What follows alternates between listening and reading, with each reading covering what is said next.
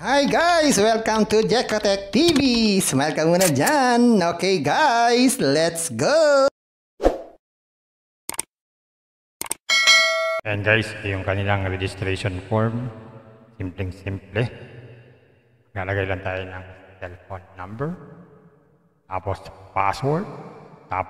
password ulit. Gawin na natin. Yan, kanya lang. Simple. Click natin sign up. Ito nga guys, after natin mag-sign up, wala silang binibigay na libre. So, zero. Zero ang ating balanse. So, check natin. Paano nga ba umiikot itong application na to? Dito sa home, check natin, baka nandito. So, nandito pala sa invest. So, ito yung mga investment na inaalok sa atin. So, 200 pesos ang minimum na investment. Pinakamaliit yan. At ang kita niyan araw-araw ay 30 pesos. So, medyo matagal-tagal bago mabawi. Dahil 30 pesos lang everyday. Yan ay sa loob ng 90 days. Ang susunod dyan ay 400 na. Ito naman ay may 64 na everyday na kita. 90 days din yan. Ang susunod naman ay 800, 136 ang everyday. Pag naman 16, 288 ang everyday na kita. 90 days din yan. Gawin lang, click lang tong buy. Yan, sabi account balance is low. So, pwede tayong mag-recharge via GCash or PayMaya. GCash na lang gamitin natin. Tapos may mga nakalagay na amount dito. Pili tayo, 16. Click natin to deposit. Yan, via GCash. Login tayo. Yan, scan tong QR code. Mag-transfer ng fund. Pag nakatransfer na, ayun. Meron na tayong investment. Pwede na tayong mag-withdraw everyday. Bago tayo mag-check kung makakapag-withdraw tayo everyday, click natin itong no bank card. Please add bank card. Lagay tayo ng bank card natin. Pili tayo ng bank. Pwedeng GCash or Maya. GCash na lang. Lagay natin GCash number natin at saka GCash name. Yan. Kanya lang. Confirm. Yan. Check natin. Mawi-withdraw natin yan. Kung makaka-withdraw tayo everyday. So, ang minimum withdrawal ay... Magkano ang minimum withdrawal? So, dito pala guys, hindi tayo pwede mag-withdraw kung wala tayong investment. At hindi rin natin makikita kung magkano ang minimum. Pero sabi, ang minimum withdrawal daw dito ay 100 pesos. So, pwede tayo mag-check dito ng deposit, withdraw, rewards. Yan, may rewards pa pala. At password, pwede magpalit-palit. At help center, para tayo hihingi ng tulong in case na meron tayong problema sa account natin. At mag-logout na lang tayo pag ayaw na ayaw natin sa application na to. So, ayan guys, another application. Pero wala siyang libre. At hindi rin pwede mag-withdraw, pang palibre-libre lang. Kailangan pang mag-invest. So, medyo matagal bago mabawi ang puhunan. So, matatagalan. Maaaring tumagal itong application na to dahil matagal ang kanilang niligay na mga amount. Ang tubo araw-araw napakaliit, kaya matagal-tagal din. Pero hindi ko naman sasabihin sa inyo, maaaring tumagal ito. Wala tayong kasiguruhan, kaya sabihin ko, para na rin sa mga risk taker to. Hindi ito pwede sa mga naghahanap ng long-term investment online.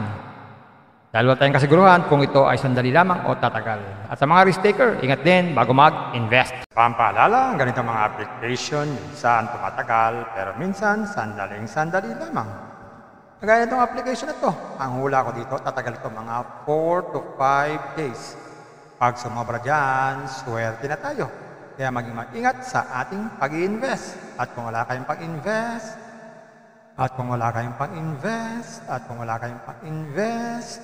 Kung may free, sa free na lang muna tayo. Kung may free, sa free na lang muna tayo. At sa pampaalala, ang ganito mga application, minsan tumatagal, pero minsan sandaling-sandali lamang.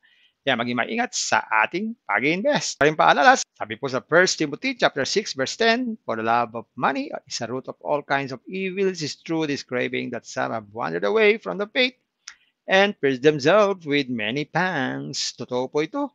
Ang pera naman ay hindi masama. Yan ang ginagamit natin sa pang-araw-araw natin buhay, pambili ng bigas, ulam, sapatos at iba pa.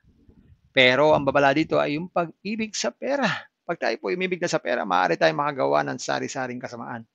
Yan po ang kinauugatan, yung ating pag-ibig sa pera. Kaya ito po ay isang babala. Dahil ang ating ibang mga kasama natin ay nawala na sa pananampalataya. Mas pinili nilang ibigin ang pera. Hindi natin alam kung nasaan sila. Kaya pinag-iingat po tayo dito. Mag-iingat po tayo sa pag-ibig sa pera. Bye-bye. Ingat lagi sa pag-invest. Bye. Hi guys! Welcome to Jekotech TV! Smile ka muna dyan! Okay guys, let's go! And guys, ito yung kanilang registration form. Simpleng-simple. Lalagay lang tayo ng cellphone number. Tapos password. Tapos password ulit. Gawin na natin.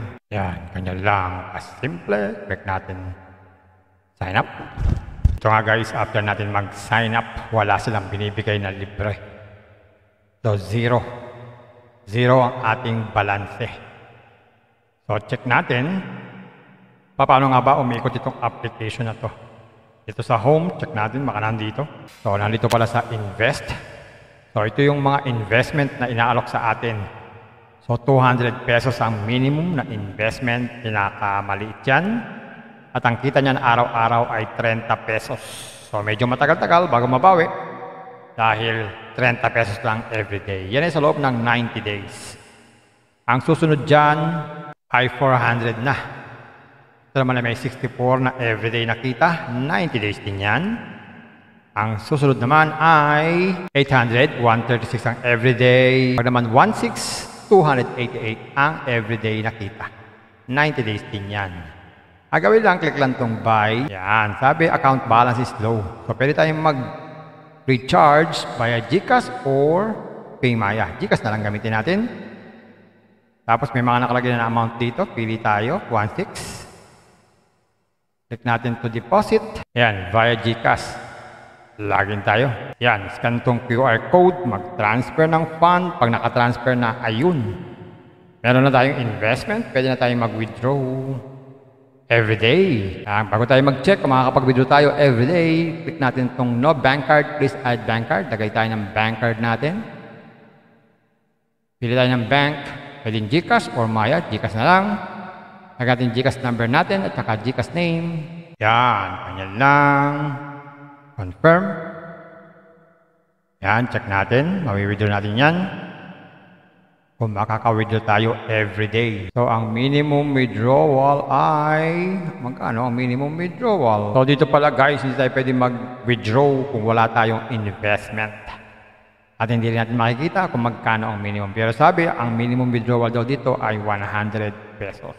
So, pwede tayo mag-check dito ng deposit, withdraw, rewards. Yan, may rewards pa pala. At password, pwede magpalit-palit. At help center, para tayo hihingi ng tulong in case na meron tayong problema account natin at mag-logout na lang tayo pag ayaw natin sa application na to. So ayan guys, another application pero wala siyang libre at hindi rin pwede mag-withdraw pang palibre-libre lang, kailangan pang mag-invest.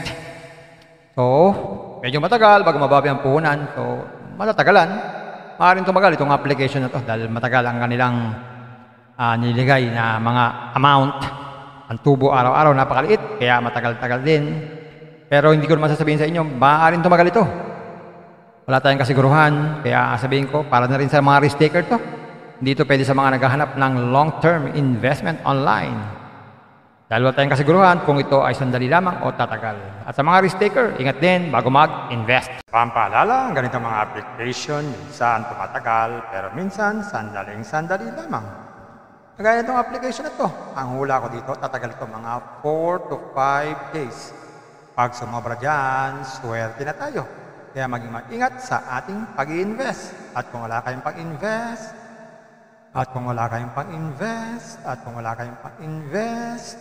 Kung may free, sa free na lang muna tayo. Kung may free, sa free na lang muna tayo. At sa pampaalala, ang ganito mga application, minsan tumatagal. Pero minsan, sandaling-sandali lamang. Kaya maging maingat sa ating pag-invest. Paring paalala, sabi po sa 1 Timothy chapter 6 verse 10, for the love of money is a root of all kinds of evils, is true this craving that some have wandered away from the faith and pierced themselves with many pangs. Totoo po ito. Ang pera naman ay hindi masama. Yan ang ginagamit natin sa pang-araw-araw natin buhay, pambili ng bigas, ulam, sapatos at iba pa. Pero ang babala dito ay yung pag-ibig sa pera. Pag tayo po umibig na sa pera, maaari tayong makagawa ng sari-saring kasamaan. Yan po ang kinauugatan, yung ating pag-ibig sa pera. Kaya ito po ay isang babala Dahil ang ating mga kasama natin ay nawala na sa pananampalataya, mas pinili nilang ibigin ang pera. Hindi na natin alam kung nasaan sila. Kaya pinag-iingat po tayo dito. Mag-iingat po tayo sa pag-ibig sa pera.